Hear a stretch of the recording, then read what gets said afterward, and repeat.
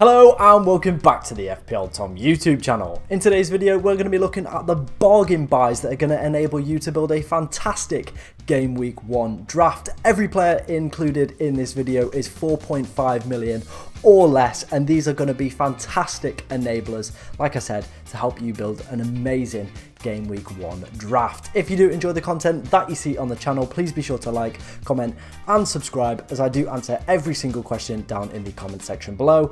And we're trying to hit 1,500 subs by the end of the month. Would be absolutely amazing if we could do that. But that's enough waffle from me, ladies and gentlemen. Let's dive in to some absolute bargain buys. And the first player that we're going to take a look at is the goalkeeper that I've selected. The only 4 million goalkeeper I believe has the potential to play this season. It is Areola. Hopefully he doesn't make me look a tit by making this big statement, and included him in today's video. But Fabianski is still at the club, but there are question marks about who is going to have the #1 jersey for West Ham for this upcoming season. Obviously it wasn't a fantastic year in terms of Premier League performance for West Ham. However, in European football, it was absolutely amazing. This man was their European goalkeeper, also played 5 Premier League games as well, and that is what you can see in his last season stats. 5 games, 7 goals conceded, 0 clean sheets, and 7 points scored. In terms of West Ham's fixtures,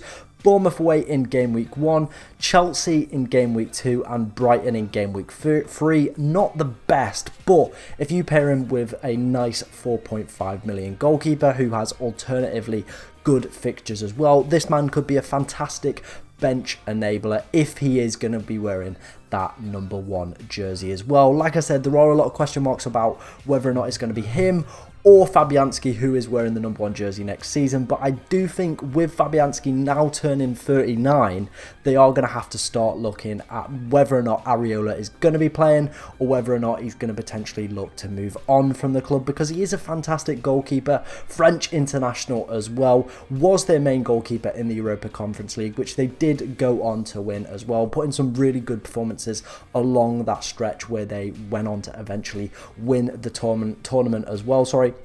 So yeah, definitely in my eyes has done enough to earn himself that #1 jersey, but it doesn't matter to me. It's all on David Moyes. That was the first player and the only goalkeeper I can see in the 4 million range that is potentially going to be playing. Let's move on to some cheap defenders. Moving into the defenders now, we are spoilt for choice in terms of cheap defenders this year. FPL have been very generous with their pricing for quite a few of these players. Bell, Bayer, Branthwaite, Baldock and Spence are the players that we are going to talk about. I thought the best way we could do it is with a nice little table, comparing all the stats, comparing the fixtures from last season.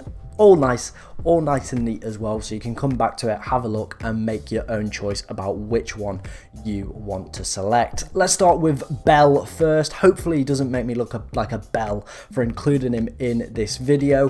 Played 43 games last year in the Championship for Luton, is currently on international duty with Jamaica in the Gold Cup, so whether he is going to be like, you know, have a little bit of time off after that, maybe misses a little bit of pre-season, maybe doesn't start the first few Premier League games as well, that is a concern that I have kind of outlined to a few people who are like kind of hyped on Bell. Super high ownership as well, so if a lot of people do look to move him on, could see a price decrease and a little bit of squad value decrease for you as well. But he is a wing back, 1 goal 1 assist, alright XG, alright, definitely alright XA as well. Doesn't really matter about the fixtures with these players because they are, like I said, just going to be sat on your bench most weeks, enabling you to pick the better players. The next player, another one that people have highlighted, is Bayer from Burnley.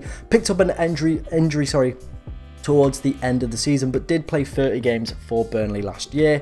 1 goal, 2 assists. He is a centre-back predominantly, so not as high attacking output you can expect from him. There are question marks about whether or not he's going to cement himself back in the side after injury as well, with him having kind of quite a few months off. There are question marks about whether or not he's going to be in there, so that might be one where you look at pre-season, maybe analyse which centre-backs Burnley are playing, whether or not this this man is going to be playing as well. The next player is a man I'm super hot on, a little bit horny for as well, and that is Jarrad Branthwaite from Everton, out on loan last year at PSV, played a lot of games in the Eredivisie, 2 goals, 1 assist, 1.6 XG, 1.3 XA, 4 million for him. And this is what makes him even sexier. It's the fact he plays centre-back, and at the moment, I think Everton have 1 centre-back left, and that is Tarkowski. They obviously let Connor Cody go. They also let Yerry Mina go. They still have Michael Keane kicking about as well. But with the impressive performances that Jarrad Branthwaite did in the Eredivisie last season, I think this man is going to be starting at centre-back for Everton. Mark my words, ladies and gentlemen. Future England international as well. I'm going to just throw my cap on it. Obviously, question marks about Everton's defence. You know, they're short at the back, haven't really got any money to go out and buy anyone, but I think Branthwaite is a fantastic player who in the upcoming years we are going to see a lot more of him, and this season could be his big breakout in the Premier League as well. So very hot for him, like I did say, after a fantastic season in the Eredivisie. Now this for me is my personal favourite pick, and it is Baldock from Sheffield United. Again, another kind of wing-back player, 1 goal, 3 assists, 1, I've never ever seen that when doing all these data, but 1 for XG, 3.3 for XA, again 4 million. Sheffield United probably going to be under the cosh a lot this season. Not a bad opening fixture, Crystal Palace at home as well. We will have to see. He's probably the most attacking out of the ones that I've selected, maybe bar Amari Bell, playing very similar positions in wing back. Again, 4 million. Sheffield United probably going to be down there this season, so I wouldn't expect too much out of these players, but a really good enabler who is probably going to be playing 90 minutes each week, which is what you want on your bench. And the final player is one that I've just thrown in a little bit of spice. It is Jed Spence. Obviously, last year was absolutely horrific for him. Didn't really work out at Spurs, then went out on loan in France, and again that just didn't work out either. Now down at 4 million, still at Spurs at the moment, but it does look like he potentially could get a move away. That is the only reason I've included him. If he got a move maybe back to Forest, who are looking for a right back after Lodi went back to Atletico Madrid, so they're looking for a right back. He potentially could go back out on loan there. If he does that and we get, you know, a player who's playing week in week out at 4 million, he potentially could be an option, but it is only transfer dependent for him. Those were the defenders that I have selected. Let me know down in the comment section below which one you're thinking about selecting for your bench and enabling you to build a better team. But let's move on, ladies and gentlemen, to the midfielder that I've selected as a cheap buy. James Mcatee is the midfielder that I have selected as a potential 4.5 million midfielder to sit on your bench. Now again, this one is transfer dependent, currently at Manchester City, was out on loan at Sheffield United last year, and there are reports that they do want to send him back there, potentially on loan or for 25 million. This is Manchester City as well. They love selling their academy players to other clubs and making absolute cheddar cheese. You know, kings of bringing in the old moolah. Whether or not it's legal, we'll never know. I guess eventually we will.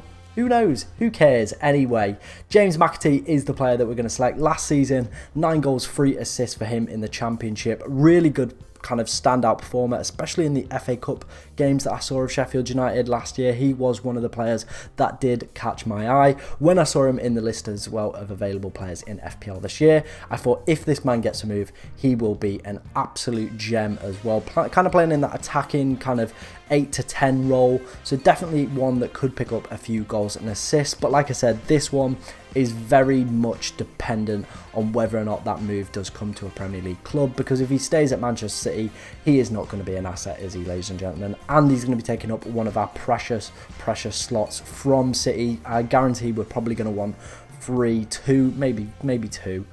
City assets at the start of the season, so you don't really want a player who's not going to be playing or getting very limited minutes to be eating up one of those spots. So like I said, this one is all dependent on whether or not Mcatee can get a move back to Sheffield United or to another Premier League club, because he's definitely performed well in the Championship. It's whether or not Manchester City are willing to sell him or loan him back out to a Premier League club. So that was Mcatee as our midfielder. Let's move on to our final player and the only forward in today's video.